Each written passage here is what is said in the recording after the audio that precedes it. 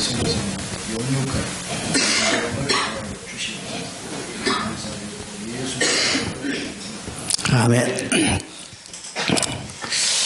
자, 우리 이제 집사람하고 요새 최근에 대화는 어떤 것일까? 우리 집사람하고 대화는 딱 두 말이에요. 언제가? 그죠? 언제와? 예. 맨 돌아다니니까, 그죠? 한국에 와서도 지금, 한국 일주를 했습니다. 일주. 이 다음 주 이제 제주도까지 가면 이제 끝나죠. 이제 지난, 어제 월화수 3일 동안 이제 대전에서 강의를 하고 어제 밤에 돌아왔습니다. 오늘 이제 토요일까지 계속해서, 여러분 이제 3일사를 가지고 우리가 공부를 하겠습니다. 우리 이제 성경이 무엇인가 우리가 생각해 봐야죠. 먼저 이제 서론적으로 성경이 뭔가. 우리가 이제 기본적으로 5가지 질문을 한번 해 봐야 합니다. 그러면 그 5가지 질문은 어떤 것일까? 첫째로, 인간에게 가장 중요한 일은 무엇일까? 여러분 지금, 여러분 스스로 질문해 보는 거예요. 가장 중요한 일은 무엇일까? 그래. 가장 중요한 일. 인간에게 가장 중요한 일은 어떤 일일까요? 하나님 앞에 다시 돌아가는 일이에요. 그죠? 하나님 앞에 다시 돌아가는 일. 여러분, 엄마를 잃어버린 어린아이에게 가장 중요한 일은 어떤 일이에요? 그죠? 엄마한테 다시 돌아가는 거예요. 이게 엄마를 잃어버린 어린아이에게 가장 중요한 일은 엄마한테 다시 돌아가는 일이죠. 그러면 하나님 앞에 쫓겨난 인간, 하나님 앞에 떨어져 나간 인간에게 가장 중요한 일은 어떤 일일까? 하나님께 다시 돌아가는 일이요. 하나님께 다시 돌아가는 거예요. 그러면 두 번째 질문은 우리가 왜 예수를 믿는가? 그죠? 왜 예수를 믿어요? 여러분 왜 예수를 믿습니까? 그죠? 하나님께 다시 돌아가겠어요. 그죠? 하나님께 다시 돌아가겠어요. 예수를 믿어요. 예수를 믿어.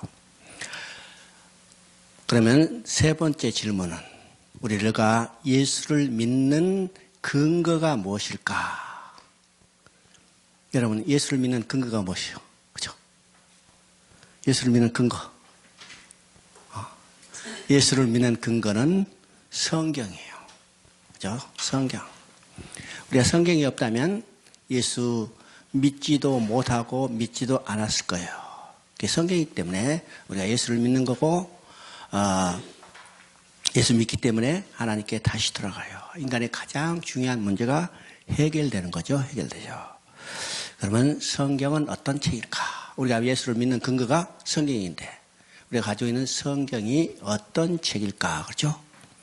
성경은 한마디로 말해서 하나님을 떠난 인간을 예수 그리스도를 통해서 다시 돌아오게 하는 하나님의 구원 계획을 기록한 책이다. 그죠? 이게 성경이에요. 하나님을 떠난 인간을 예수 그리스도를 통해서 다시 돌아오게 하는 하나님의 구원 계획을 기록한 것이 성경입니다. 성경이죠? 우리가 성경의 근거에서 예수를 믿고 예수를 믿게 하나님께 다시 돌아가. 바로 성경의 것이 자세히 예수 그리스도를 통해서 하나님께 돌아오게 하는 하나님의 일을 기록했어요. 기록했어요. 그러면 5번째 질문은 우리가 성경을 얼마나 알고 있을까? 그죠? 우리가 성경을 얼마나 알고 있을까? 우리 이제 그걸 생각해 봅니다. 많이 읽는가 중요한 게 아니라 성경을 통해서 하나님이 나를 위하여 해주신 일이 무엇인가를 얼마나 우리가 알고 있는가. 이건 여러분 스스로 질문하고 여러분이 그것에 대해서 답변해야 해요. 그렇죠? 이것이 신앙입니다. 신앙이죠? 근데 우리가 이제 이런 것들은 그냥 생각하지 않고 그저 성경 읽으면 신앙생활 잘하는 것처럼 생각되지만은 실제로 그렇지 못하다는 겁니다. 그래서 뭐죠? 우리가 성경을 가지고 있지만은 우리가 예수 믿는 근거가 성경이기 때문에 많은 사람들이 성경을 가지고 있어요. 그죠? 야, 오늘 성경 공부하러 왔는데 성경도 안 가지고 왔어요. 이런 성경 찾을 테니까 다 저에게는 성경 가져와요. 우리 학습반은 성경을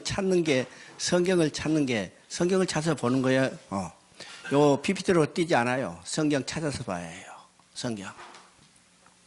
성경을 얼마나 우리가 다 이제 성경을 가지고 있는데 우리가 성경을 얼마나 잘 알고 있는가, 그죠?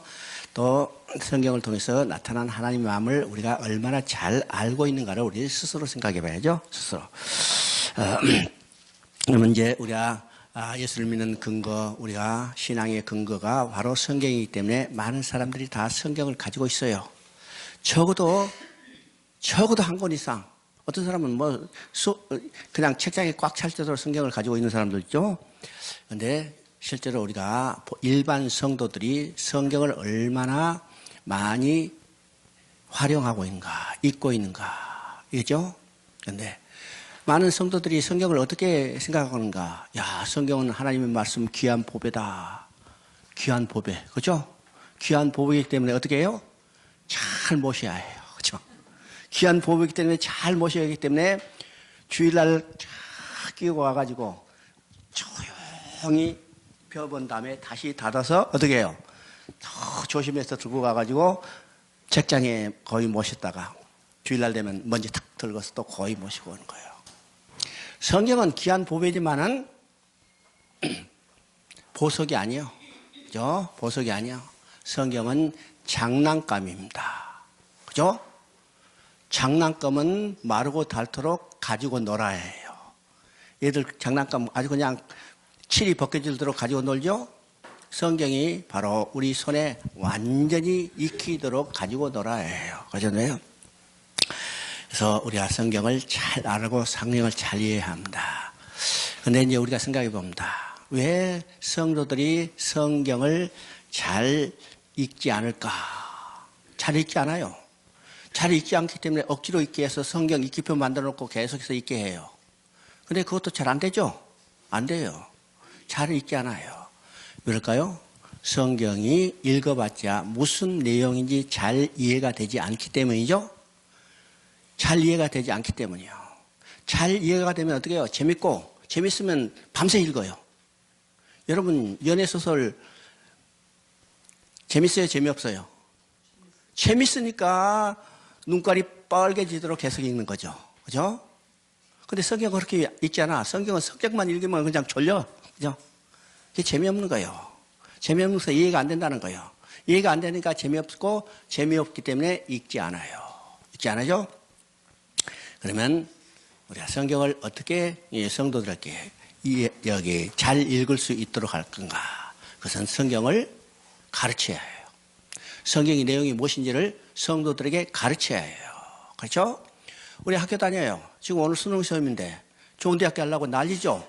그죠? 좋은 대학교 난리요.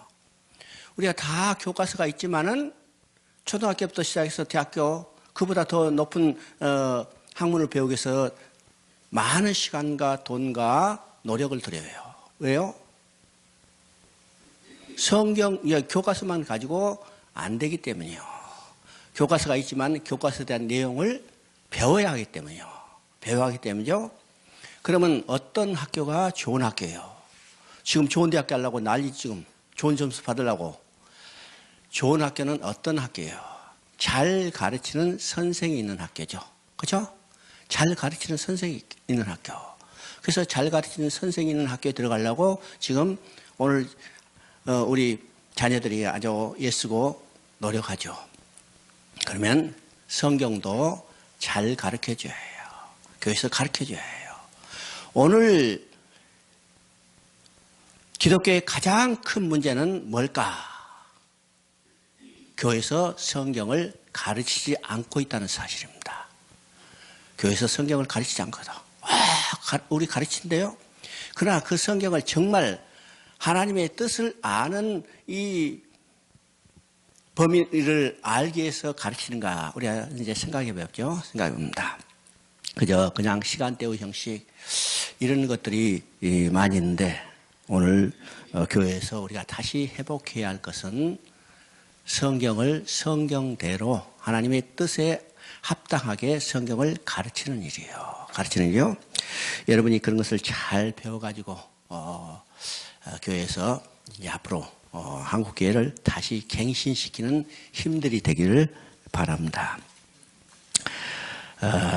제가 이제 중국 가서 이제 15년째 됐는데 성경을 가르치는 사역만 하고 있습니다.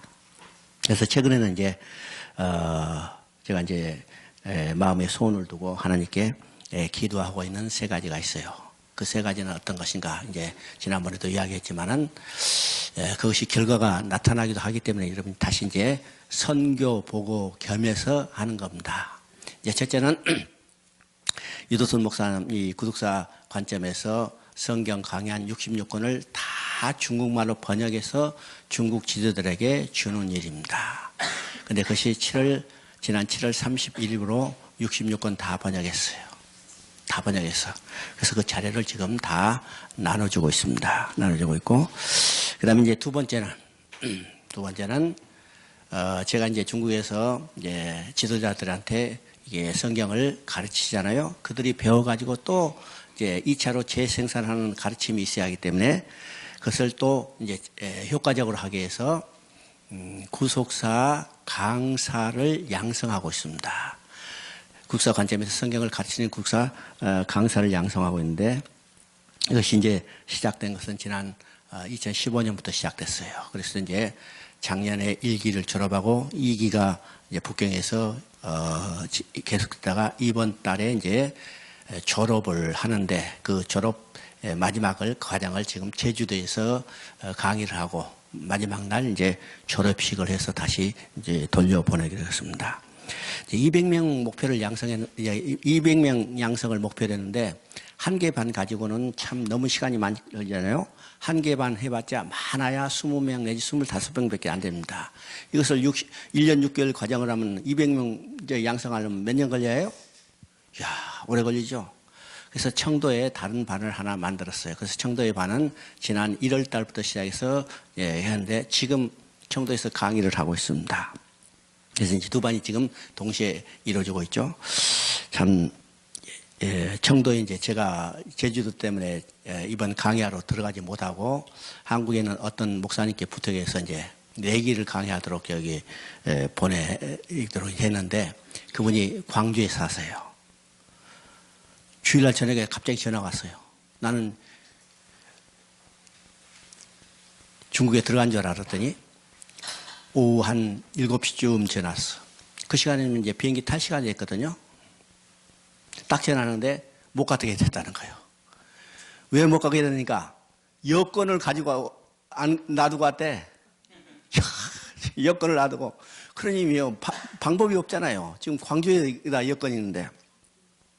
그래서 부랴부랴 이제 중국에 있는 선교사를 하나 이제 찾았죠. 우리하고 같이 이제 동역하던 사람을 찾는데 아니 그 많은 사람 중에 다 이제는 이제 철수해 버렸고 아무도 없는 거예요.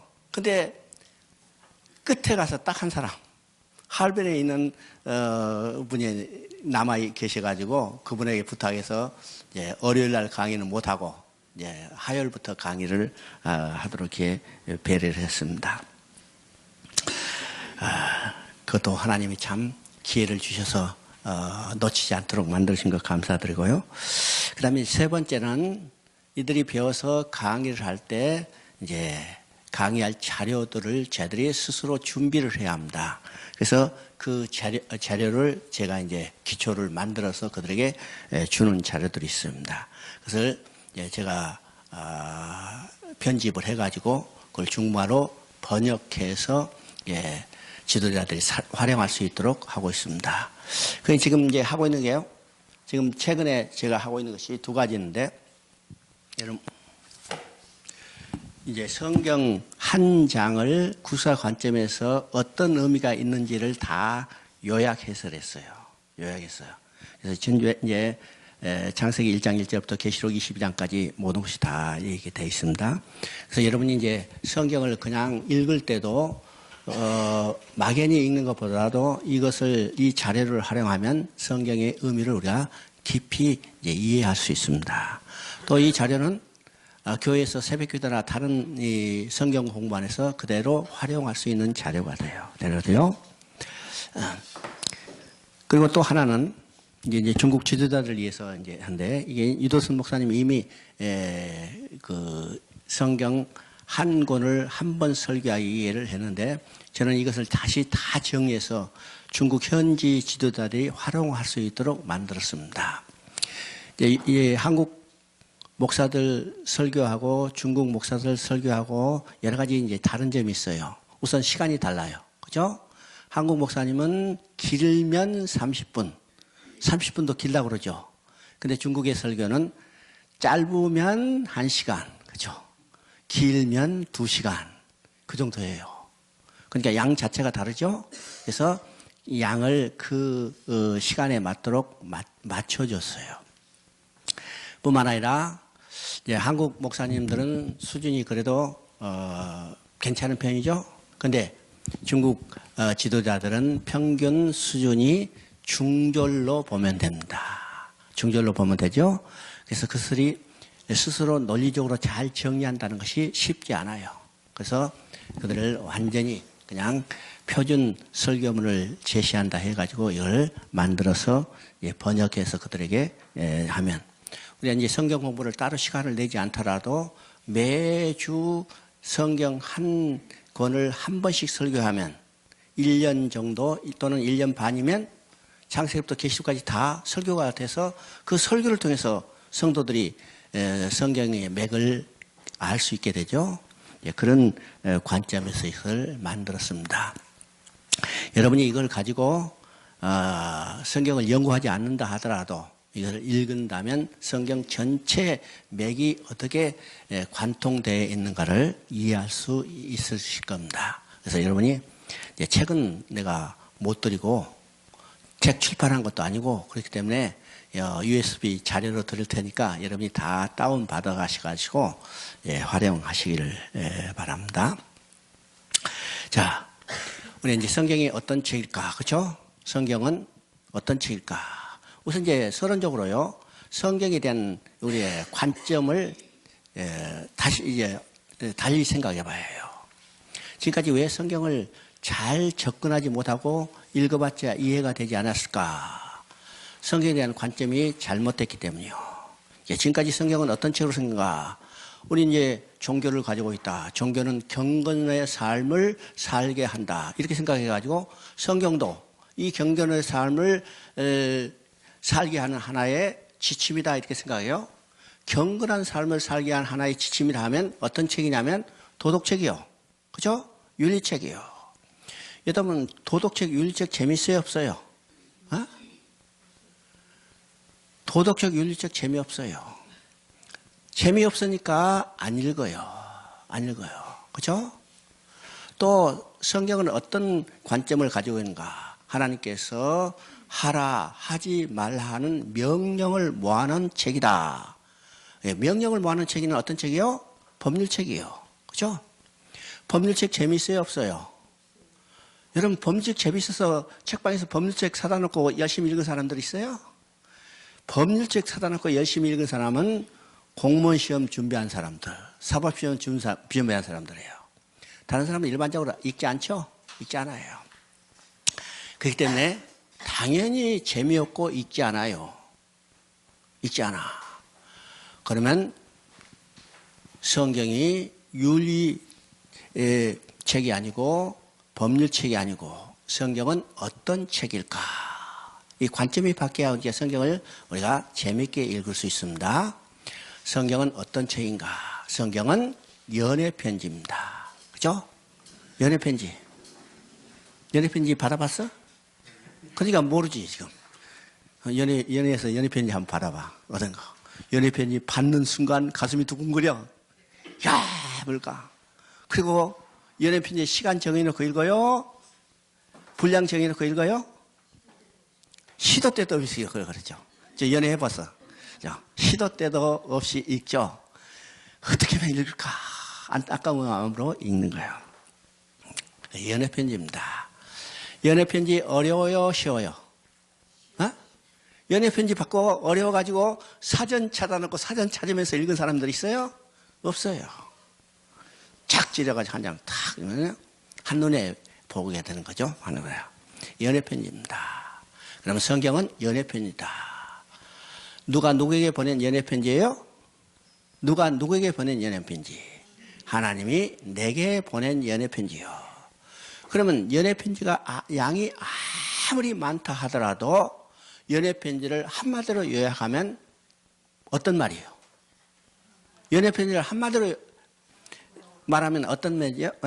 내가 너를 사랑한다는 말이에요. 그죠? 그러면 성경은 하나님이 내게 보낸 연애편지이기 때문에 그 말은 어떤 말이겠어요? 하나님께서 내가 너를 사랑한다는 말이에요. 이게 성경의 한마디입니다. 이건 성경에서 우리가 이제 볼 수가 있죠. 말라기 1장 2절을 한번 봅니다. 여러분 보세요. 말라기 1장 2절.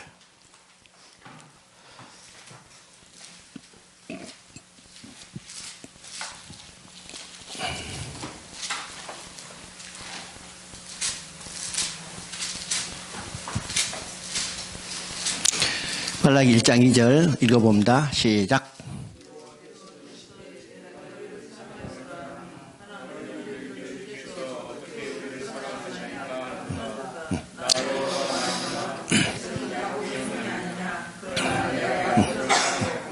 자, 거기 나오죠. 내가 너희를 사랑하노라.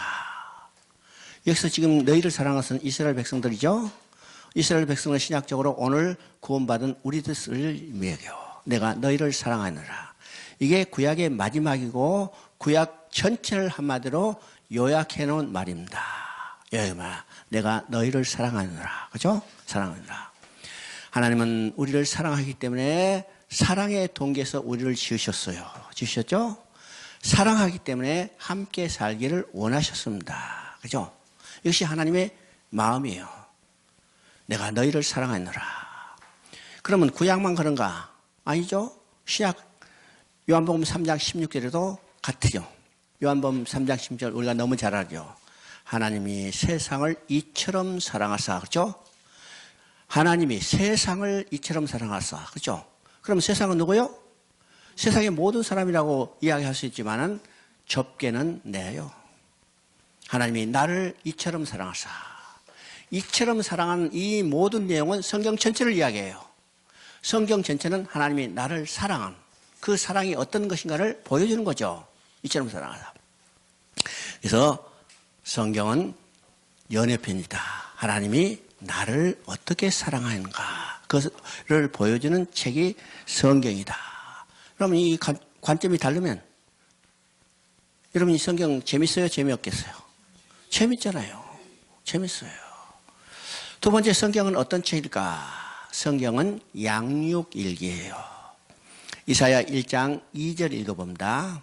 이사야 1장 2절.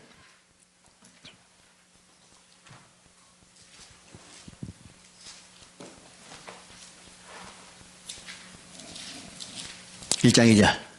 자, 찾으면 읽어요.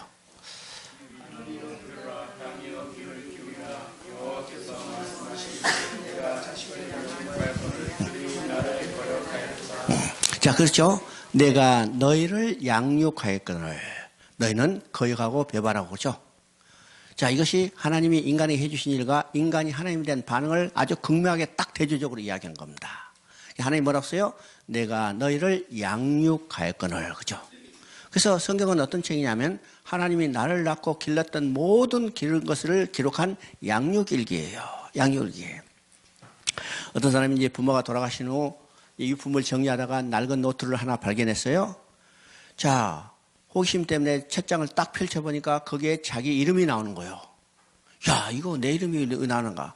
그래서 더 아주 궁금하죠? 한 장 한 장 넘겨가 보니까 부모가 자기를 낳고 길렀던 모든 것을 기록한 양육일기예요. 자, 한 장 한 장 넘겨가면서 이 양육일 읽을 때 이 읽는 그 아들은 어떤 게요? 가슴이 뜨거워지는 거예요. 눈에서 눈물이 나는 거예요. 왜일까? 그 모든 내용이 부모의 사랑이 어떤 것인가를 알게 하고 봄의 은혜가 얼마나 큰가를 알게 하는 거죠. 그래서 때문에 가슴이 뜨거워진 거예요. 그냥. 자, 그때 가슴이 뜨거워지고 눈에서 눈물이 흐르죠. 그러면 성경은 하나님이 나를 낳고 길렀던 모든 일을 기록한 양육일기라면 우리가 성경을 읽을 때 어떻게 돼요? 가슴이 뜨거워지는 거예요. 성경을 읽을 때 어떻게 해요? 눈에서 눈물이 나는 거예요. 이건 슬픔의 눈물이 아니라 여러 가지 복잡한 심정을 가지고 흘리는 눈물이죠.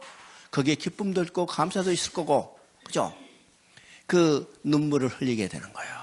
그리고 우리 성경도 마찬가지죠. 성경을 읽을 때도 하나님이 나를 낳고 길렀던 모든 일을 기록한 양육이라면 어떻게 해요? 성경을 통해서 하나님이 나를 어떻게 사랑하는가를 알게 되는 거예요. 또 성경을 통해서 하나님이 나에게 베푸신 은혜가 무엇인가를 깨닫게 되는 거예요. 깨닫게 돼요. 그러면 우리 성경을 읽을 때 이 은혜와 사랑에 이끌려서 우리가 하나님의 사랑을 깨달으면서 성경을 읽게 되는 겁니다. 바로 이것을 통해서 우리는 뭘 나타나냐면 우리의 삶이 어떤 것인가를 드러내게 돼요. 우리가 하나님의 은혜, 하나님의 사랑을 알았다면 하나님이 순종하지 말 명령을 할 때 어떻게 해요? 자동적으로 그에 따라서 순종하게 되어 있습니다. 순종하게 되죠? 이것이 우리의 신앙의 삶입니다. 근데 법률적으로 생각하기 때문에 억지로 하려 하니까는 힘들어요. 그죠? 안 돼. 못 해. 이것이 우리의 신앙의 삶입니다. 신앙의 삶. 그래서 성경에 대한 우리의 관점이 바뀌어야 합니다. 바뀌어야죠? 자, 그러면 성경은 어떤 책일까? 구체적으로 이야기하면 성경은 66권이 아니라 한 권이라고 했어요. 한 권. 왜일까? 성경 66개의 다른 주제를 모아는 전집이 아니라 한 개의 주제예요. 한 개의 주제를 2장 66과로 나눠서 설명할 뿐이죠. 그러면 성경의 이 한 개의 주제는 어떤 것일까? 서도 이야기했죠. 하나님을 떠난 인간을 돌아오게 하는 하나님의 구원계획이다. 그러면 하나님의 구원계획에 가면요, 머리가 지금 이제 학문적으로 생각을 하지만은 아주 간단한 이야기예요. 부모가 자식을 잃어버렸다면 자식을 찾아요, 찾지 않아요? 응? 부모가 자식을 잃어버렸다면 자식을 찾아야 찾잖아요. 반드시 찾아요. 찾지 않으면 그 부모 아니죠? 어? 찾지 않으면 부모 아니에요. 낳고 길렀던 부모라면 반드시 찾아요. 언제까지? 끝까지! 끝까지 찾는 거예요. 이게 부모가 잃어버린 자식을 찾는 이야기가 바로 구원계획입니다. 하나님도 잃어버린 자기 자녀, 자기 아내, 자기 백성을 찾는 이야기. 이것이 성경이에요. 이게 하나님의 구원계획입니다. 구원계획이죠? 그러면 누구를 통해서 찾을 건가? 누구를 통해서 찾은가? 자, 요한복음 5장 17절 한번 읽어봅니다. 요한복음 5장 17절.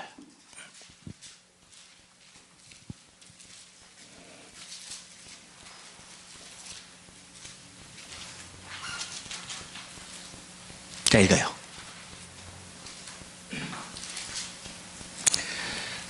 시작.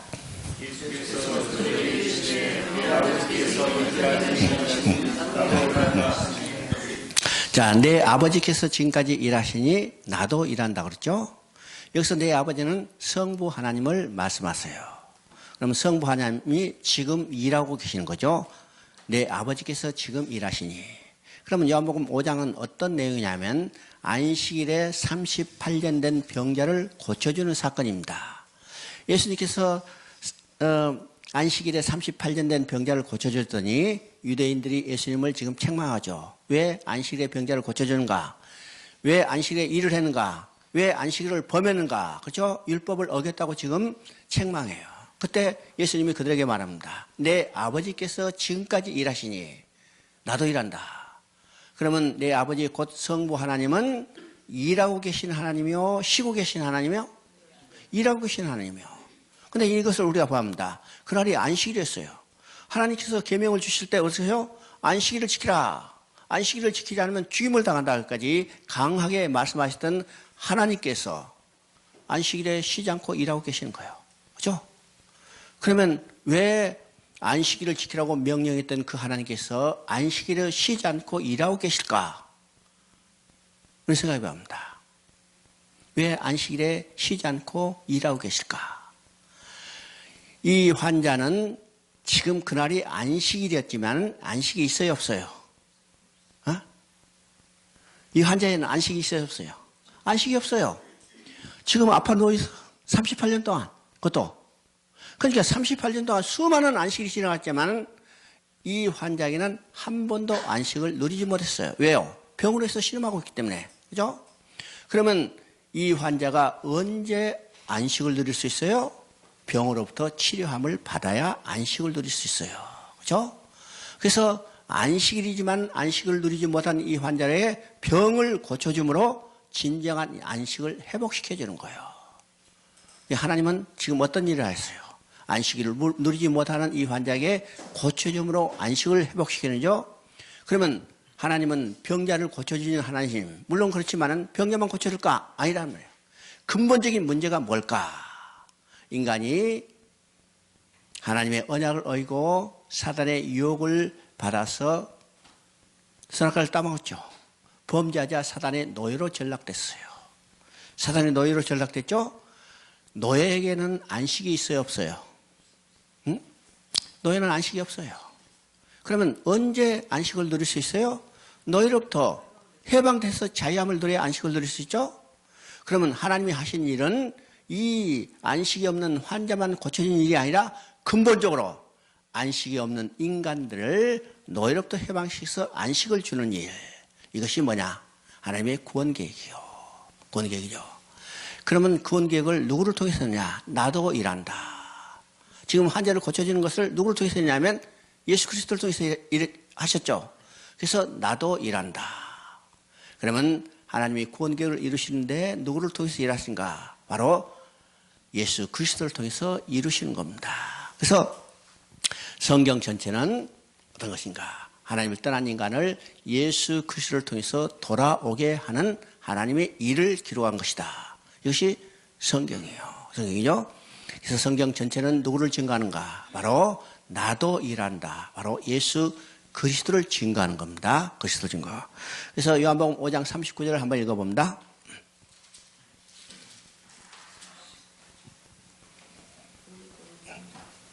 자, 읽어요. 시작.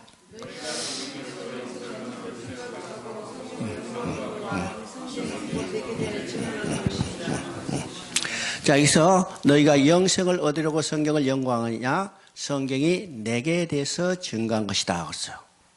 여기서 지금 성경은 신약 성경이 아니고 구약 성경이에요. 그렇죠? 왜일까? 지금 예수님이 말씀하실 때는 신약 성경이 기록되지 않은 때죠. 그래서 예수님이 성경이라고 말씀한 이때 이 성경은 신약 성경이 아니라 구약 성경입니다. 구약 성경. 그러면 성경이 내게 대해서 증거한 것이라. 구약 성경이 예수 그리스도를 증거한 것이라 이 말이죠. 그럼 구약 성경에서 예수라는 말도 없고 그리스도라는 말도 나오지 않은데 어떻게 예수 그리스도를 증거할까? 이거는 히브리서 1장 1절 2절로 돌아가 봐야죠. 히브리서 1장 1절 2절 한번 읽어봅니다.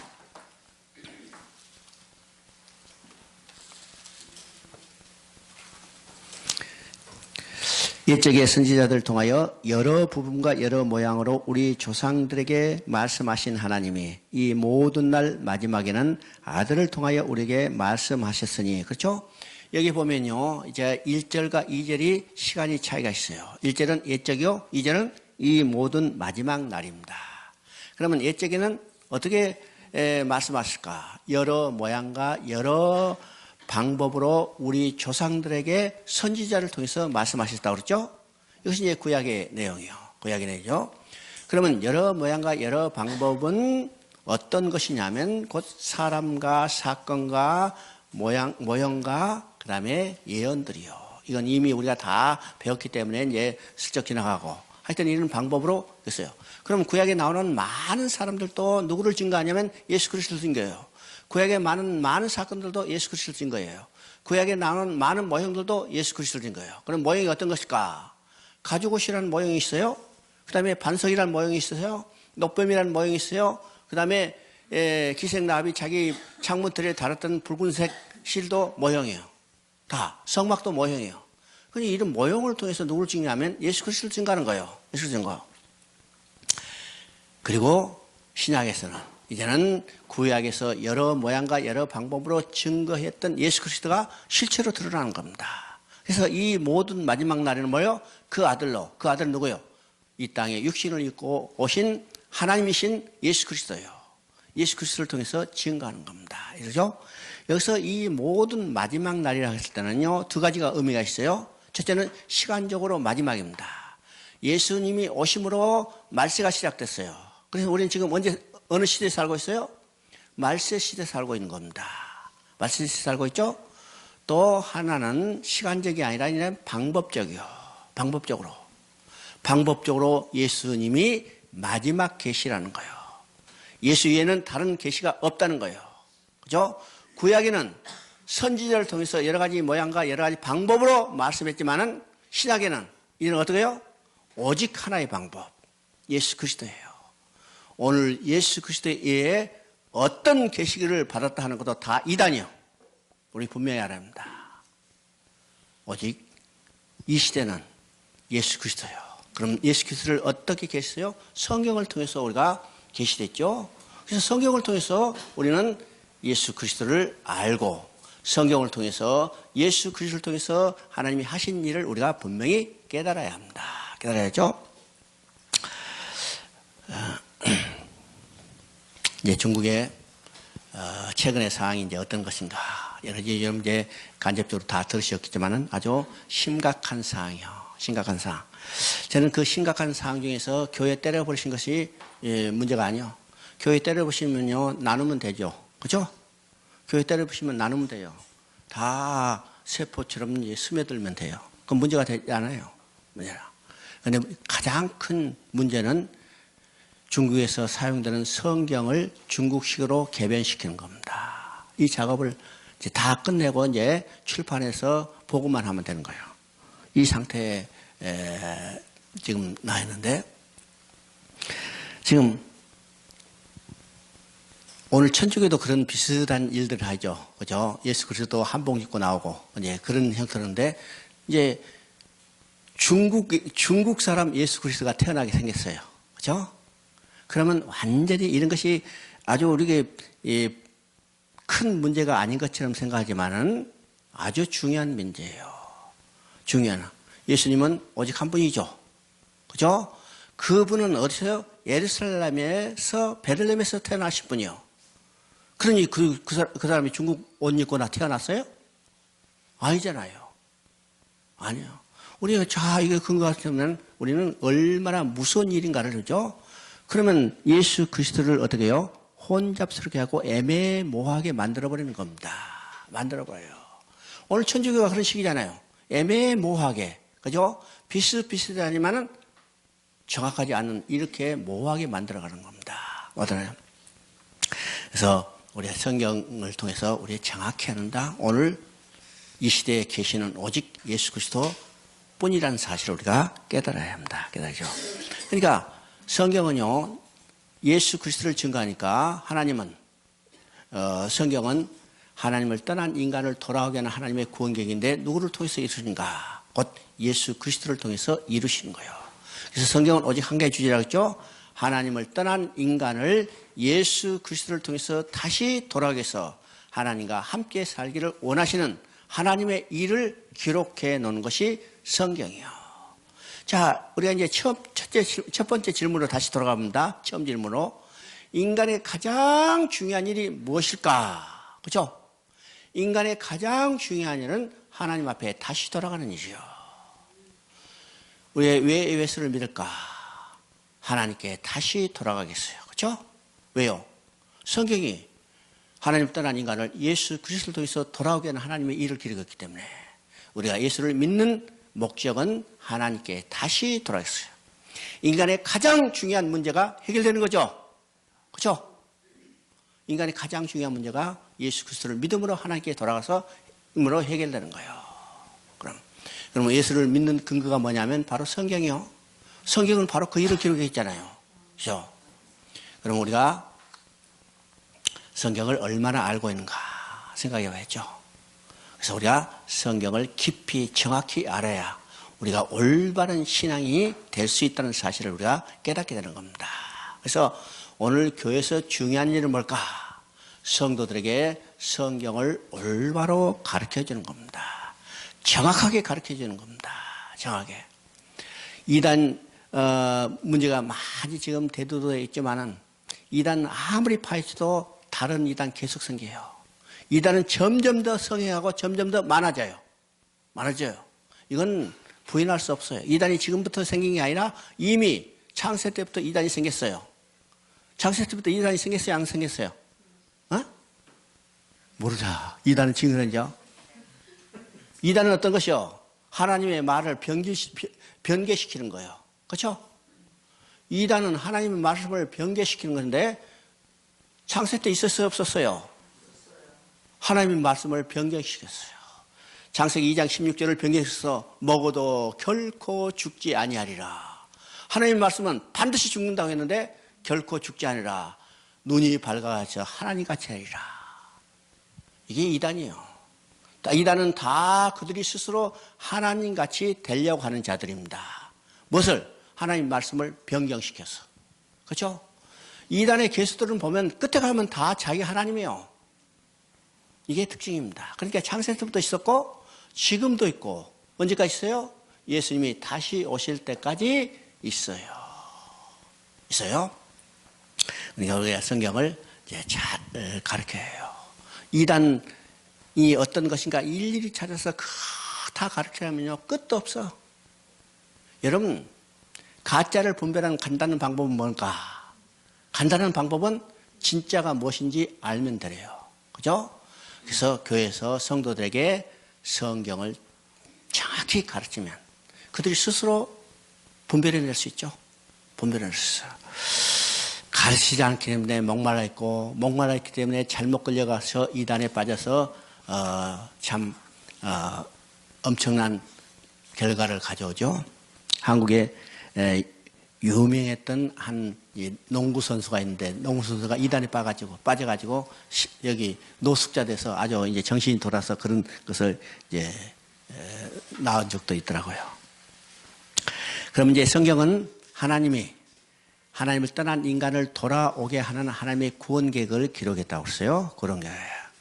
그러면 우리가 이제 성경을 읽을 때 가장 먼저 분명히 알아야 할 것이 무엇일까? 우리가 생각해 봅니다. 하나님의 창조의 목적이 무엇인가를 알아야 해요. 하나님의 창조의 목적이 무엇인가를 알아야 하나님을 떠난 인간을 돌아오게 하는 하나님의 구원 계획의 목적을 알 수 있습니다. 그죠? 그러면 하나님의 창조의 목적은 무엇일까? 이미 우리 다 몇 번 반복해서 배운 내용이지만은 우리가 사무엘서를 배울 때도 이것을 다시 서론으로 이야기합니다. 왜요?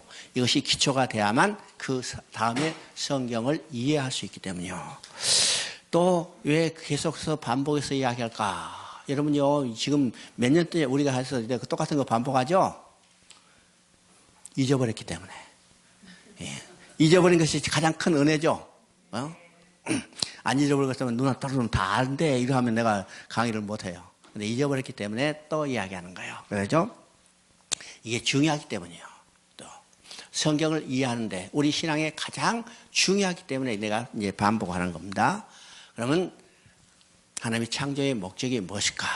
우리 이제 창세기 1장, 2장을 통해서 우리가 보게 되죠.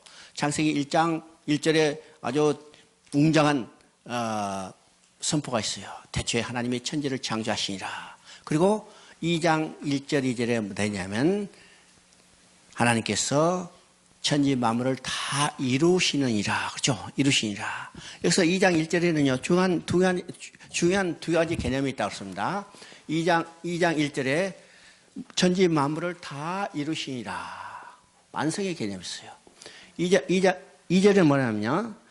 하나님이 그 만드신 일을 다 이루시고 제7일에 안식에 하셨다고 그러죠. 자, 여러분요, 이 완성과 안식의 개념을 우리가 잘 이해해야 합니다. 예.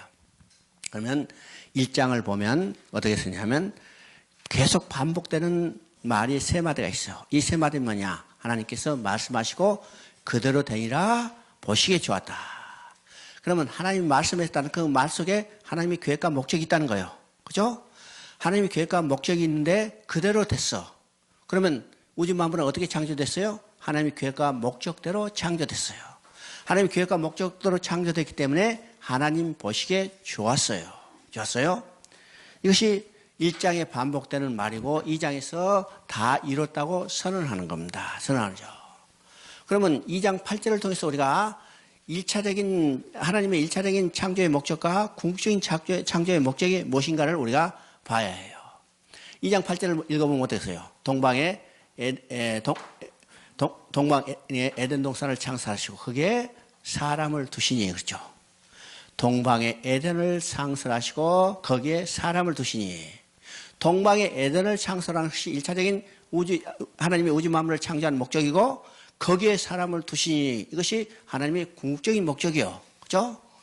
그러면 1차적인 목적, 우주 만물을 창조한 목적은 사람이 거주할 환경을 조성한 겁니다. 그렇죠? 하나님이 거주할 환경을 조성한 거예요. 그래서 그 거주할 환경 속에 하나님이 사람을 두시고 하나님과 인간이 함께 살면서 기뻐하며 즐거워하며 그의 영광을 드러내는 것이 하나님의 궁극적인 창조의 목적입니다. 그래서 인간을 어떻게 창조했는가? 인간을 어떻게 창조했어요? 1장 26절을 보니까 하나님이 자기 모양, 자기 형상대로 지으셨다고 했어요. 그러면 자기 형상, 자기 모양대로 지었다는 것은 어떤 의미일까요? 하나님은 영이시죠. 그러면 하나님은 영이시기 때문에 자기 형상대로 자기 모양대로 것은 물질적인 이런 존재가 아니라 눈에 보이지 않는 영적인 존재인데 자기 형상대로 자기 모양대로 지었다는 것은 우리가 2장 7절을 통해서 보게 됩니다. 하나님이 흙으로 인간을 지으시고 거기다 생기를 보내서, 다른 말은요, 하나님의 영을 불어넣었죠. 그러면 인간은 어떤 존재예요? 하나님의 영을 받은 영적 존재예요. 그러면 하나님의 영을 받은 영적 존재이기 때문에 영이신 하나님과 교제가 가는 거예요. 그죠? 그래서 하나님은 인간을 자기 형상, 자기 모양대로 곧 영적인 존재로 지으시고, 다른 말하면요, 말이 통하고 교제가 가는 대상으로 지으셔서 어떻게 해요? 하나님이 지으신 우주 만물 가운데 두시고 하나님과 함께 살면서 기뻐하며 즐거워하며 그의 영광을 드러내는 것이 하나님의 창조의 목적입니다. 목적이죠? 부모가 자식을 낳은 목적이 뭐예요? 그렇죠? 부모가 자식을 낳은 목적. 왜 낳겠어? 왜 낳겠어요? 내가 중국 학생들한테 물어보니까 중국 학생 하나가 딱 이랬어. 노후에 보양받으려고 낳대. 노후에 보양받으려고 낳대. 그래서 내가 노후에 보양받으려고 낳으면 자식 안 낳는 게 훨씬 나아. 그렇죠? 그죠? 그죠? 자식 안 낳는 게 훨씬 나아요. 여러분 자식 낳아봤자 골치 아프잖아요. 키우려면 돈 많이 들고 또 말 안 들으면 속상하고, 안 낳으면 어때요? 돈 안 들어요. 속도 안 상해요. 그 키울 돈 은행에다 쫙 저축했다가 65세 되면 얼마 되겠어요? 수억 되겠죠? 그거 이자 받아 먹어도 얼마든지 재밌게 살 수 있어. 나중에 커가지고 자식들한테 돈 다 쓰려면 속이 썩는 거예요. 그렇죠? 그러니까 보양 받으려고 낳았다면 아예 낳지 않은 게 나아요. 낳지 않은 거죠? 근데 자식 낳고 기르라고 얼마나 힘들고 어려워요. 돈 많이 들어요. 근데 왜 자식을 낳았어요? 왜 자식을 낳았어요? 낳은 자식과 함께 살면서 기뻐하며 즐거워하며 영광을 드러내게 해요. 이게 부모가 자식을 낳은 목적이죠. 그래서 부모는 자식을 낳고 어떻게 해요? 기뻐 어쩔 줄을 모릅니다. 자식은 왜 태어난지도 모르고 눈 감고 나서 엥 하지만은 자식을 낳은 부모는 기뻐서 어쩔 줄 모르죠. 왜요? 자기 자신의 기쁨을 위해서 함께 살기 위해서 목적으로 자식을 낳기 때문에. 이게 누구의 마음이냐면 하나님의 마음이에요. 하나님이 우리 한 사람 한 사람 지을 때도 어떤가? 자기의 기쁨을 위해서 함께 살기 위해서 지으셨다는 거예요. 그래서 그런데 그 자식을 잃어버렸다면 어떻게 해요? 자식을 잃어버렸다면 잃어버리는 순간에 부모의 마음이 어떻겠어요? 여러분 한번 생각해 보세요. 자식을 잃어버렸다. 어떨까? 야, 없어져서 속 시원하다. 그럴게요? 골치 아프고 돈 많이 들지만은 없어졌던 순간에 어떻게 해요? 부모의 가슴은 완전히 착 내려앉고 가슴이 찢어지는 거예요. 그때부터 부모는 아무것도 하지 못해. 오직 그 머릿속에 뭐가 있어요? 자식을 찾겠다는 일념이요. 이것밖에 없어요. 이게 누구의 마음이요? 하나님의 마음이요. 그러니까 성경을 읽을 때 하나님의 창조의 목적이 무엇인가를 알아야 구원계획을 이루시는 하나님의 마음을 우리가 깨달을 수 있어요. 깨달았죠? 그래서 완성과 안식의 개념, 안식의 개념이요. 자, 그리고 이제 하나님께서 창조의 목적이 자기 형상대로 지은 인간과 함께 살며 기뻐하며 즐거워하며 그의 영광을 드러내기로 했죠. 그래서 하나님은 인간에게 약속을 주시고 이 약속만 지키면 영원히 함께 살 수 있도록 장치를 베푸셨어요. 이것이 창세기 2장 16절이에요. 그러면 창세기 2장 16절, 창세기 2장 16절 하면 2장 17절, 창세기 2장 17절은 어떤 것인가? 동산 중앙에 있는 선악을 알게 한 나무의 열매를 먹지 말라. 먹으면 반드시 죽으리라. 자, 이것도 우리가 이제 관점을 달리해서 생각해 봐야죠. 하나님이 아담과 하에게 선악을 알게 한 나무의 열매는 먹지 말라. 먹으면 반드시 죽으리라. 그래서 먹지 말라 했기 때문에 인간의 관점에서 보면요, 금지 명령으로 생각해요. 금지 명령으로만 생각한다면 하나님을 고약한 하나님으로 만드실 수 있죠? 고약한 하나님으로. 선악과를 아예 그다 두지 않았다면 따먹을 일이 없잖아요. 그죠? 근데 왜 선악과를 거기다 두시어? 왜 선악과를 두시고 인간이 보니까 이야 탐스럽기도 하고 보기도 하니까 따먹었다. 그러면 인간의 관점에서 본다면 하나님을 고약한 하나님으로 만드실 수 있지만은 왜 하나님이 거기다 선악과를 두시고 따먹지 못하게 했을까? 우리가 하나님의 관점에서 우리가 생각해 봐요. 그죠? 요새 이제 날씨가 으스스하니까 이제 난방도 제대로 안 되면 어떻게 해요? 방에 히터를 켜죠. 히터.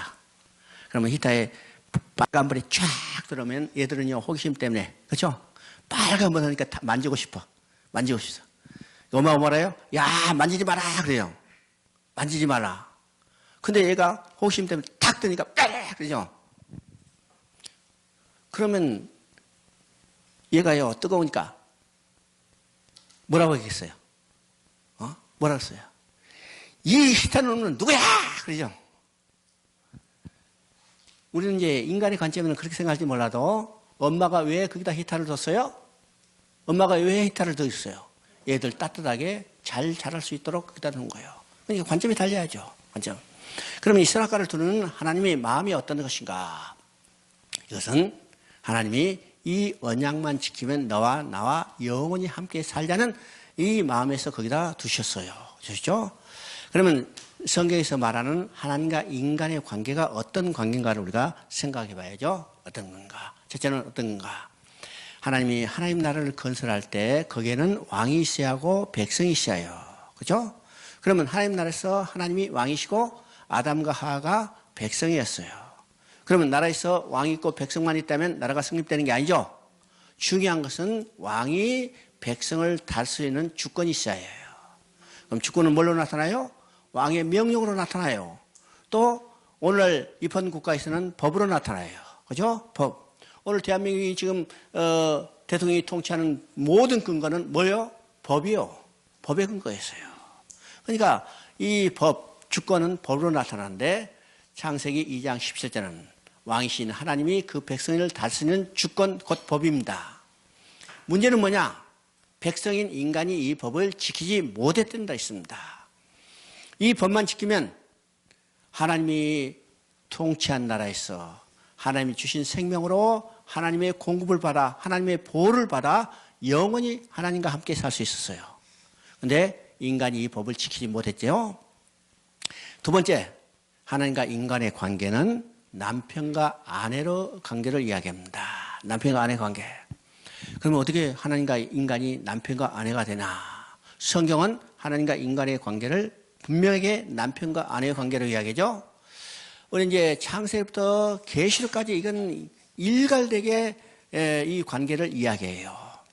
계시록 19장을 보면 어떤 일이냐면 어린 양의 혼인잔치가 있죠. 그러면 어린 양의 혼인잔치에서 신랑은 누구요? 어린 양 되시는 예수 그리스도요. 신부는 구원받은 우리 성도되니까 그리스도와 우리는 누구요? 남편과 아내의 관계예요. 자, 고린도후서 11장 2절 한번 읽어봅니다.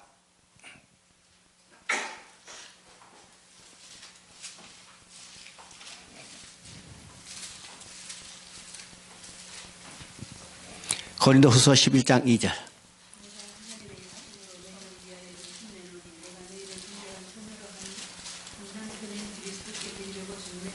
자, 그렇죠.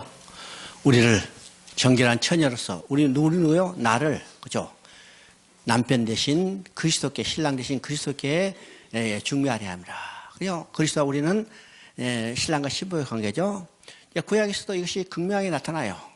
호세아서, 아가서는 하나님과 인간의 관계를 남편과 아내로 완전히 드러내고 있습니다. 또 성경 여러 군데에 남편과 아내의 관계를 얘기하죠. 이것이 창세기 2장 18절부터 24절까지의 아담에게 여자를 지어주고 두 사람이 부모를 떠서 한 몸을 결혼의 관계를 통해서 이야기하죠. 그러면 하나님과 인간은 남편과 아내라 그러면 남편과 아내가 되기 위해서는 어떻게 해요? 결혼해야 해요. 결혼하지 않으면 어떤 여자에게도 아내를 부를 수 없고 결혼하지 않으면 어떤 남자에게도 남편이라 부를 수 없어요. 반드시 결혼의 관계가 해야죠. 결혼하기 위해서는 결혼할 때는 어떤 것인가? 서약이 있어야 해요. 서약. 그러면 우리의 결혼의 목적이 무엇인가를 생각해보고 결혼의 동기가 어떤 것인가를 한번 생각해봐야죠. 결혼의 동기는 사랑 때문이요. 결혼의 목적은 함께 살기 위해서요. 그죠? 결혼의 동기는 사랑 때문이고 결혼의 목적은 함께 살기 위해서요. 그죠? 남녀가 만났어. 눈을 보는 순간 딱 아주 이 스파크가 일어나고 어떻게 해요? 사랑하게 되죠. 그러면 그 사랑의 마음은 어떤 거냐? 함께 살기를 원하는 거예요. 지금 남녀가 만나서 사랑하지만은 결혼하기 전에는 함께 살 수 없어. 그죠? 만났다 헤어지고 만났다 헤어지고 만났다 헤어지고. 저 가슴만 아프죠? 돈만 들죠? 그러니까 어떻게 해요? 이제는 결혼하자. 이제는 결혼하자. 그래서 어떻게 해요? 결혼해요. 그래서 결혼하면 각각 다른 집에 살던 남녀가 이제는 한 집에 살고 한 방에 살고 한 이불 속에 사는 거예요. 결혼의 동기는 사랑이고 결혼의 목적은 함께 사는 거예요. 함께 살아요. 그러면 결혼할 때 서약이 필요해요. 그렇죠? 그래서 남편인 하나님께서 아내인 그 인간들과 함께 살기 위해서 어떻게 해요? 결혼하는데 결혼할 때 필요한 서약이 곧 창세기 2장 17절이에요. 바로 이 문제는 아내된 인간이 이 서약을 지키지 못했던 데 있죠? 이 서약만 지키면 아내된 인간은 하나님을 남편으로 모시고 영원히 그 사랑 가운데 함께 살 수 있었어요. 함께 살 수 있죠? 이 문제는 인간이 이 언약을 지키지 못한 데 있습니다. 세 번째 관계는 어떤 관계인가? 아버지의 아들의 관계예요. 그죠? 아버지의 아들 관계. 이건 우리가 너무나 자연스럽죠? 여러분이 아침에 기도할 때 다 하나님을 누구라 불렀을까? 아버지로 불렀죠? 아버지로 불렀어? 안 불렀어? 삼촌이라 불렀어? 그죠? 할아버지로 불렀어? 어? 하나님을 할아버지라 부르지 않았죠? 삼촌이라 부르지 않았죠? 아버지라 불렀어요. 아버지라 불렀어. 그러면 하나님을 내가 아버지라 불렀다면 당연히 나는 그의 자녀요. 그죠? 이것이 하나님과 우리의 관계입니다. 근데 하나님과 나의 관계, 이 아버지의 아들의 관계는 육신의 부자의 관계보다 더 훨씬 영원하고 강하다는 사실을 우리가 알게 되죠. 육신의 부모의 관계, 부자 간의 관계는 유한해요. 유한해. 첫 번째는 뭘 유한해요? 시간적으로 유한해요. 그죠? 시간적으로 유한해. 부모 노릇 언제까지 할 수 있어요? 내가 살아있는 동안만 부모 노릇을 할 수 있어요. 그렇죠? 그것도 제대로 못하죠? 다 못해. 두 번째, 능력적으로 유한해요. 그렇죠? 여러분, 내가 부모로서 자녀에게 무엇을 얼마나 해줄 수 있으세요? 그죠? 얼마나 해줄 수 있어요? 거의 못 해주는 거지. 거의 못 해줘. 지금요, 우리 학생들, 부모들이 다 저 밖에 나가 있죠? 부모를 해요? 못 해요? 실제로 못 해요. 나도 똑같죠? 중국에 있는 동안에 한국에 있는 자녀들에게 아무것도 할 수 없어. 어른이 이래가지고 전화 와요. 그럼 내가 할 수 있는 말이 뭐예요? 기도하자. 아무것도 그 애는 다른 거 할 수 없어. 그죠? 기도하자. 이게 육신의 부자가 아니지만 하늘에 계신 하나님은 육신의 부모가 함께 할 수도 없고 도와줄 수도 없지만은 그 하늘에 계신 하나님은 그 자녀와 함께 계신 거예요. 그 자녀의 모든 필요와 모든 마음과 생각을 다 하시고 도와주시는 거예요. 여러분이 어떻게 여기서 지금 자유롭게 살 수 있어요? 하늘에 계신 하나님이 여러분과 함께 계시기 때문이요. 함께 계세요. 이것이 하나님과 우리의 관계인데 바로 이 관계는 어떤 건가? 순종의 관계예요. 순종의 법으로 주어진 것이 창세기 2장 17절이죠. 17절. 자, 이 언약만 지켰기 때문에 하나님의 창조 목적대로 하나님과 인간이 영원히 함께 살면서 어떻게 해요? 기뻐하며 즐거운 삶을 누리게 되는데 인간이 이 언약을 어기고 범죄하고 떠나버렸죠. 떠나버렸어요. 자, 잠깐 쉬었다 합니다.